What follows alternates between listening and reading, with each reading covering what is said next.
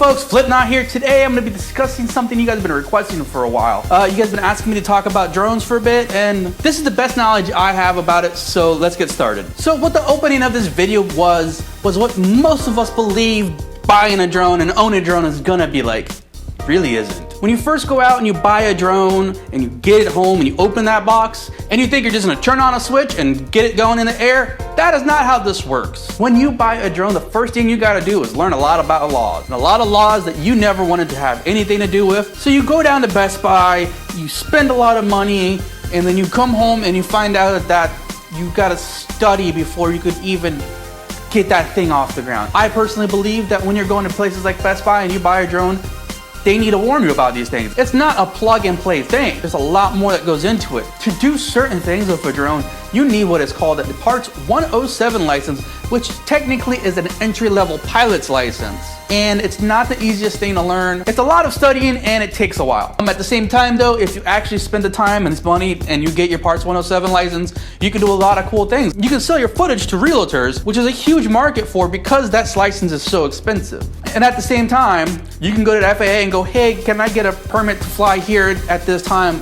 for this reason? You can actually get into a lot of trouble with the FAA if you do certain things. And I'm sure that most of us never really wanted to speak to FAA or ever did we think we were gonna have to. But if you own a drone, you might have to. Just part of how this works. If you don't plan on using your drone for any kind of monetary gain, it is a great hobby to have. Because when it's just a hobby, it's a lot more relaxed.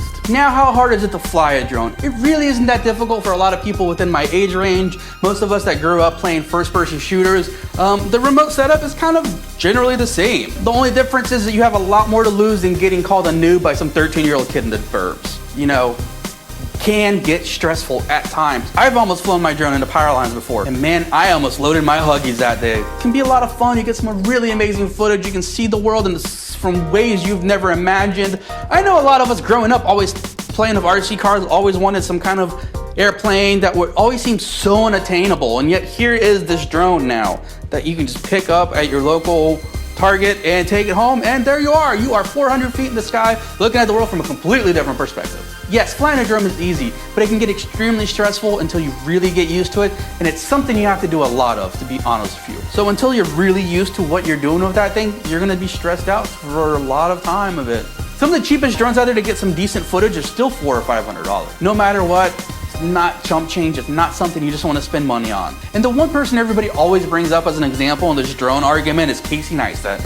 First and foremost, he did get in a lot of trouble with the FAA, which is why there's a couple of episodes where he flew out of the States to actually do the drone footage in the Bahamas. But now that he lives in LA, it's a different story. At the same time, we don't have Casey Neistat money, man. I can't spend $1,200 on a Phantom every 2 weeks when I crash it. He knows he's privileged. We know we're not. Long and short of it, none of us want to crash our drones. But it really is a lot of fun and you can get some amazing footage out of it, but you're not gonna really get any footage of you on your motorcycle. I know that myself, like a lot of other moto vloggers I've seen on YouTube, we all expect to buy a drone and just get these amazing sweeping shots of you on your Harley, just chopping down the street. That is an extreme myth that's really not gonna happen. The way to get that shot is extremely difficult. Unless you're a professional POV flyer that has goggles, or you have an entire production crew with you, and a chase car, and a fast enough drone with a big enough battery to take you down, it's not really gonna happen. Those kind of shots aren't really gonna happen. The best you're gonna get of you on your motorcycle on a drone is maybe 5 to 10 miles an hour. And even then, you're gonna run into something with your drone and you're not gonna be happy about it. My very first time with my drone, I thought I'd be Mr. Cool Guy, hop on my Harley and take some footage of my drone following me.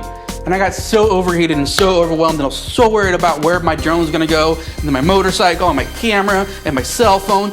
So much, it's so overwhelming that I got so frustrated that I forgot I left my keys on my motorcycle for 4 days with the ignition on, that I killed my battery, and that cost me another $100. Average flight time on a drone is roughly 20 to 30 minutes. You're not really gonna need anything more. I know it sounds like such a little time frame, but it really is more than you could ever need. I bought the Fly More pack that comes with extra batteries. I recommend with anybody who buys a drone, make sure you buy extra batteries. not like a camera where you can kind of just plug it in. This is something where I would say extra batteries is a must-have. I know we all mean well. I know that we all try to do better and try to do things the best that we can to our abilities and learn and grow as people. I am so guilty of that more than most people I know. But when it comes to buying a drone, better for you to invest in a good camera or even just a GoPro. Something that is gonna live in the drawer and get used seldomly, you're probably gonna use and get more out of than you would a drone. Because the cool thing about GoPros is that you can stick them pretty much everywhere. And you get angles you've never thought about. You can stick them in places you've always wanted to try. Hell, most of them are waterproof, stick it underwater. And for myself, being a filmmaker, photographer who only owns a motorcycle, I have to worry about my loadout every day. How much is in my backpack and how much weight are on my shoulder? So after my fancy camera, my 2 GoPros, a couple of batteries and charging cables, I now have to lug around a drone. It's something I don't want to do. My backpack can get upwards of 50 to 60 pounds at a time. And after just getting run over by a 2008 Lexus, my back and shoulders are not very happy with me. So until I can really build up that strength again and get my shoulders back in order, I gotta minimize my loadout.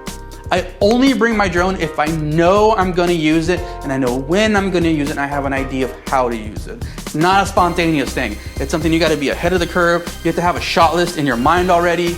It's not something that's sporadic. It's not a sporadic thing to have. You have to know when, where, and how you're gonna use your drone because you can't just stick it up anywhere because there's a lot of no-fly zones, which is also another thing you need to learn how to do is read aerial maps and different flight ceilings and where the flight patterns are. Yeah, it's something I've had to start doing. Every time I go to fly my drone, I have to check an app and check the wind speeds and things like that. I'm already scared of losing my backpack, dropping my backpack, falling off my motorcycle. So it's just one more thing I have to worry about getting damaged, ruined, or stolen that I don't want to do. So again, I only bring my drone when I know I'm gonna use it.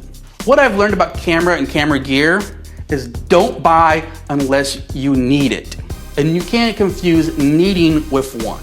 I've made every excuse that I needed something that I really wanted. Don't get me wrong, I use my drone. I just don't use it nearly as much as I thought I would. And most of the time I could go without, but I have it, so I use it. I'm not here to talk you out of buying a drone. I'm just here trying to give you some advice before you buy one. Give it a second, third, fourth, and fifth thought before you go out and you spend your money on something that's just gonna collect dust. For me, being a filmmaker and a photographer, something that I aspire to turn into a career, and I know it's an expensive career, and that's the sacrifice I have to make in this scenario. So I always try to only buy things when I absolutely need it to do something. And trust me, there's a lot of things I want. At the end of the day, it's just something to think about. I'm not telling you what to do. I just hope you got some good information out of this video. If you like this video, please let me know down in the comments. Also, don't forget to like and subscribe this video. Folks, I'll catch you all in the next one.